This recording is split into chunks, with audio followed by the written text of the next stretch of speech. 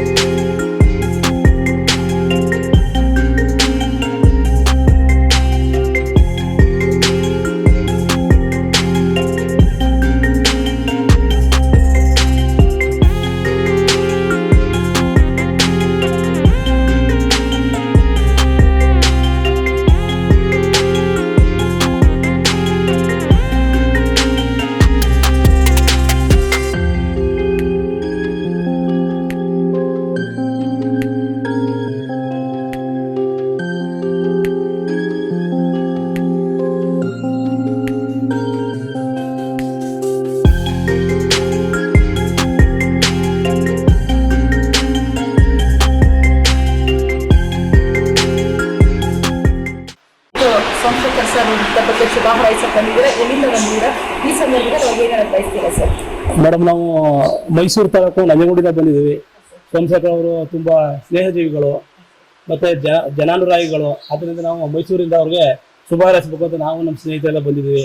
ಈ ಸಂದರ್ಭದಲ್ಲಿ ಅವರು ಮುಂದಿನ ಒಂದು ಭವಿಷ್ಯದಲ್ಲಿ ಜನಪ್ರತಿನಿಧಿ ಅಂತ ಹೇಳಕ್ಕೆ ಬಯಸ್ತೀನಿ. ನಾನು ಶಾಸಕರಾಗಿ ಹೋಗ್ಲಿ, ಜನಪ್ರತಿನಿಧಿ ಅಂತ ಬಯಸ್ತೀನಿ. ನಾನು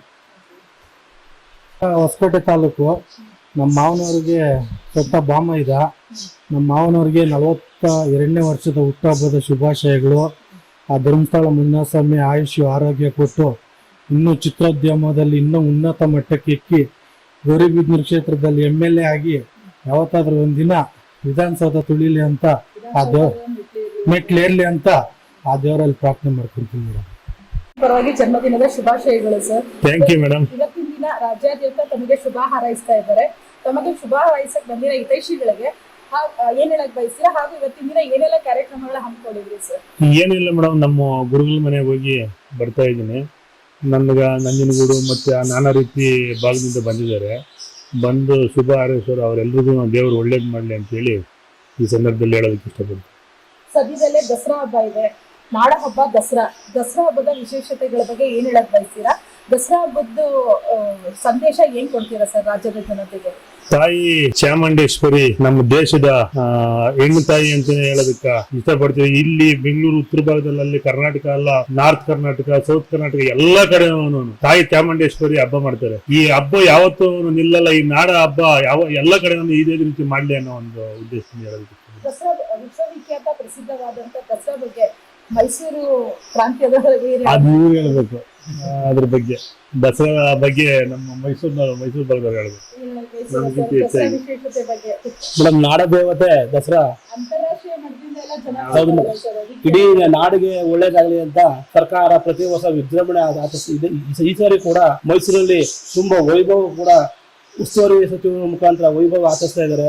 ಈ ಚಾಮುಂಡೇಶ್ವರಿ ನಾಡ ದೇವತೆ ಇಡೀ ನಾಡಿಗೆ ವಿಶ್ವಕ್ಕೆ ಆರೋಗ್ಯ ಕೊಡಲಿ ಅಂತ ಕೇಳಕತ್ತೀವಿ ಮೇಡಮ್.